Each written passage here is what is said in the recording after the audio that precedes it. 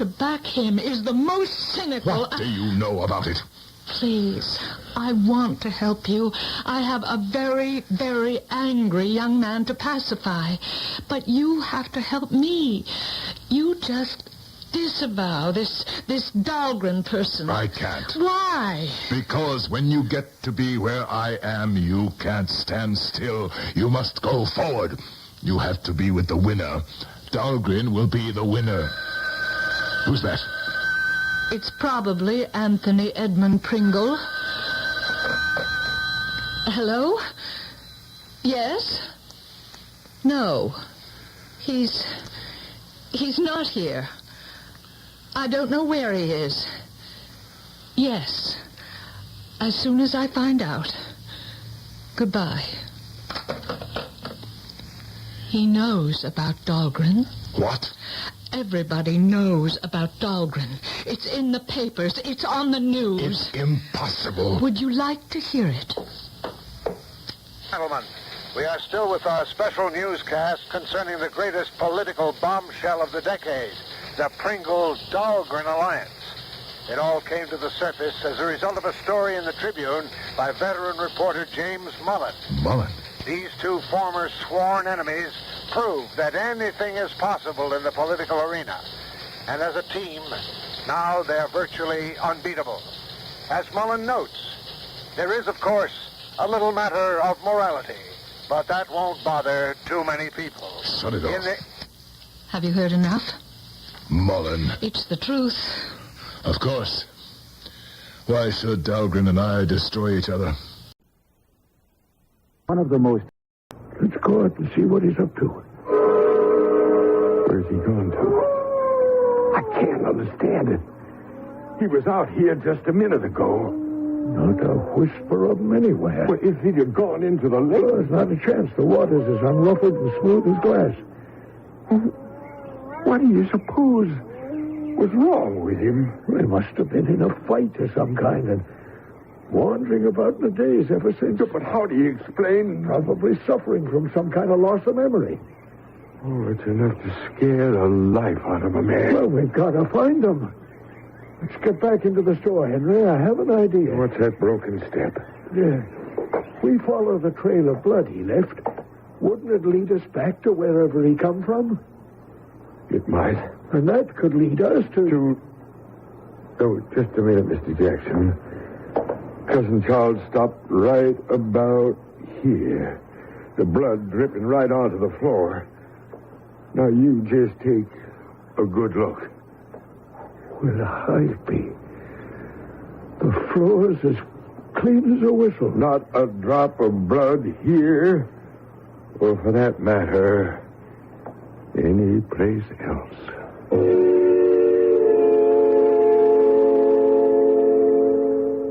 Henry, Mr. Jackson, they found him. They found him. They found Charles. No. Easy, Mrs. May. You got to take it easy. No. Sit yourself down over here, Elvira. Try to calm down. Now, what are you talking about? They found him. They found his body. The two little boys. What two little boys? Oh, Sherwood's boys. They was playing in the woods up near May Creek, near where it makes that sharp turn. I tell you, it was awful. How was the body hidden? Under 2-3 feet of soil, covered over with layer after layer of dead leaves and twigs. And some wild hogs must have been rooting through the leaves and uncovered the handle. It looked terrible, just terrible. What handle, Elvira? The handle of Charles' new spade. Here, I brought it to show you. Broke off from the spade itself right in the middle. Let me see that. The Sherwood boys, they found him. They found Charles and come rushing up to the cabin to get me. I could hardly bear to look at him. His eyes, his mouth, that big hole in his head. No. Try to take it easy, Mrs. May. We'll go back with you to make a positive identification. I don't know if I have the strength to look again. Are you sure this was your husband's spade, Mrs. May? That was his spade, all right.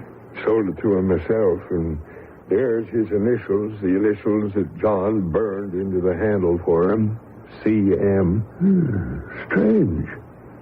What's strange, Mr. Jackson? Well, that's not a C at all. Those initials are J.M. Those are John May's initials, not his father's.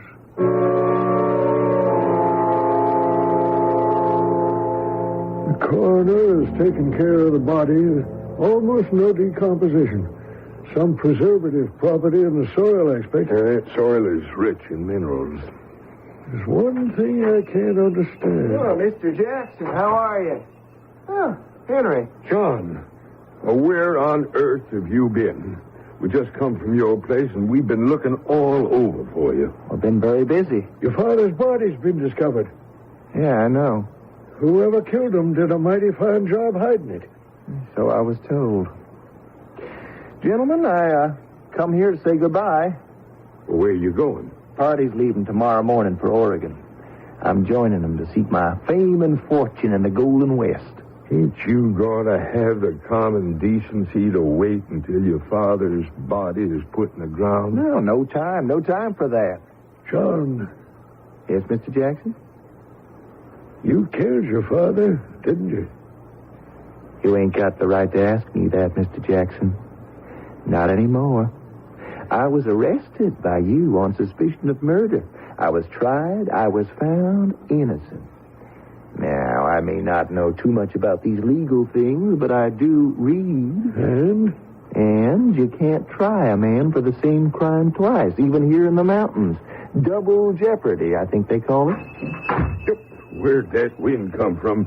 Blew the front door clear shut. Who's that? Oh, no. It's my father. But that can't be. Can't.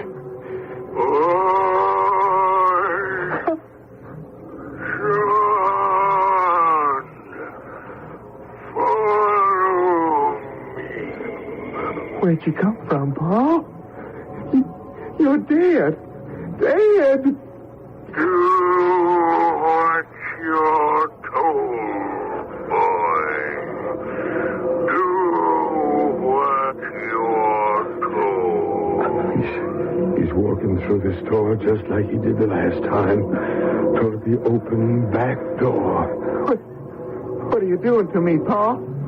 Stop it. John's following him. He can't take his eyes off his father. He can't help following him. No, I won't go with you. I won't. The old man's moving right toward the edge of the lake. Don't make me, Paul. You know I can't swim. Well, it's true. John can't swim. When I look now, we just can't stand here. What do we do? I don't think there's anything we can do, Henry. They're both vanished under the waters of the lake.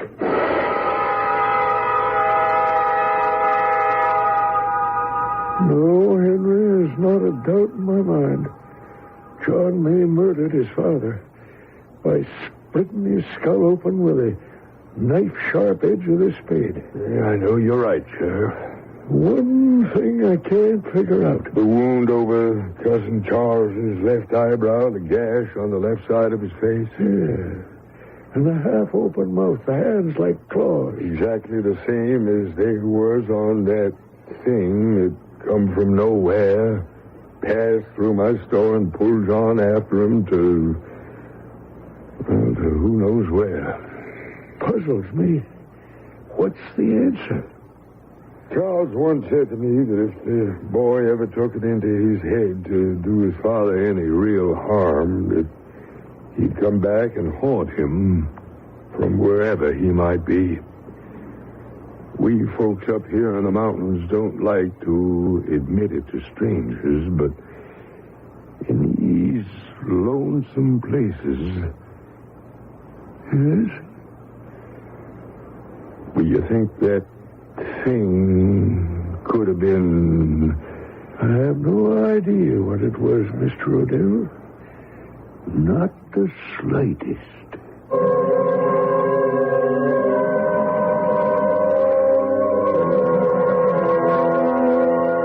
those who believe that we, all of us, are walking spirits of some kind.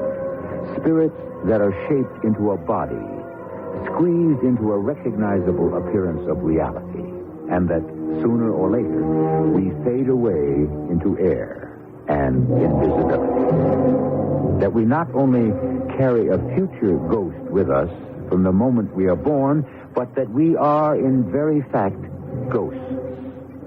All of us. Everywhere. I'll be back shortly.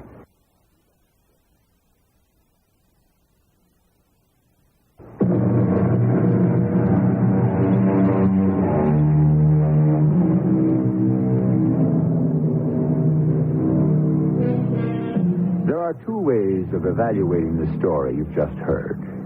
We can go along very dramatically with Shakespeare and say, "For murder, though it hath no tongue, will speak out in the most miraculous organ."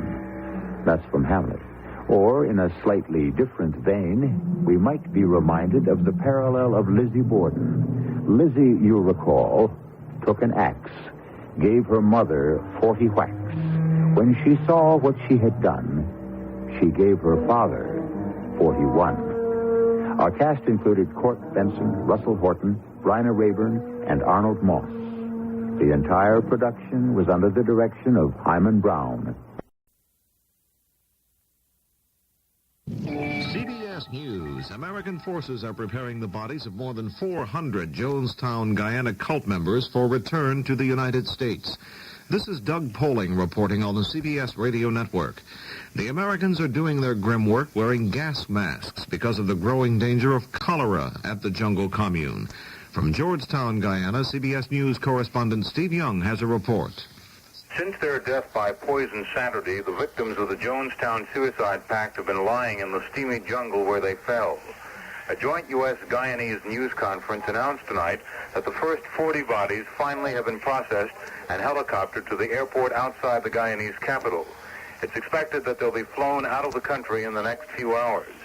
Officials were unwilling to be pinned down to how long it will take to evacuate all of the bodies of the remaining victims.